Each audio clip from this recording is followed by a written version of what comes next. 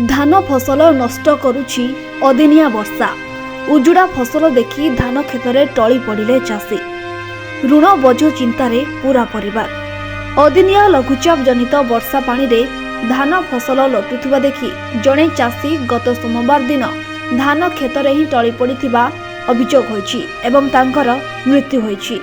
ए घटना हेउछि पुरी जिला सत्यवादी ब्लॉक वीर रामचंद्रपुर पंचायत डुंगर ग्रामर। उक्त ग्रामर चाषी पूर्णचंद्र दलई सोमवार दिन सकाळ समय रे धान खेतरे जमी रहितबा पानी खाली करिबा पई चाष जमी को जाइथिले। गत 2 दिन धरी लगाण वर्षा रे तांको धान खेतरे जमी रहितबा वर्षा पानी रे कटा धान लटुथिला। आगको आउ एक लघुचाप सूचना जानिबा परे किभଳି उजुड़ी जाउथबा फसल को रक्षा करिवे सेथिपाई से बिल को जाइथिले एवं सेठारे हठात से टळी पड़िले। यह देखि सान पुओ पूर्णचंद्र उठाइबा को चेष्टा करिबा सह आखपाख चाषी मानकु डाकिथिले। तांको उद्धार करी साखीगोपाल डाक्तरखाना रे भर्ती करथिले, मात्र सेठारे डाक्तर तांको मृत घोषणा करथिले। पूर्णचंद्र जने कृषिजीवी लोक एवं तांको परिवार कृषिर आय उपरे निर्भरशील। प्राय 3 एकर जमी रे से खरीफ धान चाष करथिले। स्थानीय बैंक शाखा, सेवा समवाय समिति और ग्रामेर स्वयं सहायक गोष्ठी प्राय 2 ରୁ 3 लाख टंका ऋण करी चाषरे लगाइथिले। वर्तमान फसल उजुड़ी गला बोली चिंतारे से मृत्युवरण करिथिबा परिवार लोक कहितबा जणा पड़िछि। निश्चित रूपे एक दुखद घटना आमे गतकाली ठारू एक खबर पाइला पर समस्त मर्माहत अछु। घटना होछि ये मागा दली जे हमर मागा भाई तांको विरामचंद्रपुर पंचायत में सबु आडे आपण साखीगोपाल बजार ठारू विभिन्न जगह देखिबे सने भलो चाषी भाबे समस्त जानନ୍ତି एवं खाली से चाषी नुह ये गाँव जड़े मुरबी कहले अत्युक्ति हे ना। सी जिते बड़े निज चाष जमी की जाइछन्ति देखिछन्ति निजर चाष जमी संपूर्ण रूपे पूरा उजुड़ी जाइछि सेते देखि तांकर देहांत घटिछि। किंतु मु गोटे कथा कहि रखिबे आपण देखिबे पूर्व सरकार जिते बड़े थिले आपनकर प्राकृतिक विपर्यय आसे सेते गोटे सूचना दिया जाए। बहुत दिन 3-4 दिन पूर्व सूचना दिया जाए चाषी मानक से सजग रुहंती चाष प्रति। एथर आपन देखिबे गोटाए चिठी आसीनी कौनसी सूचना नाही एपर्यंत सरकार निद भांगु ना। पुणी 2 दिन आगु को ये कार्यक्रम अच्छी वर्षा आगु को हवा पाई संभावना सृष्टि करुछि चाषी कूल आज संपूर्ण हस्ता।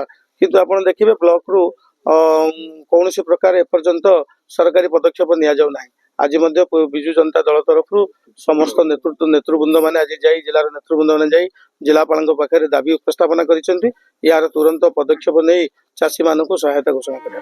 सेपटे खबर पाई गतकाली संध्यारे सत्यवादी पूर्वतन विधायक उमाकांत सामंतराय, ब्लॉक अध्यक्ष सुनील कुमार पंडा और अन्य बीजेडी कर्मकर्ता पहुंची तांको परिवार को भेटी समवेदना जणाई किछि आर्थिक सहायता करथिले।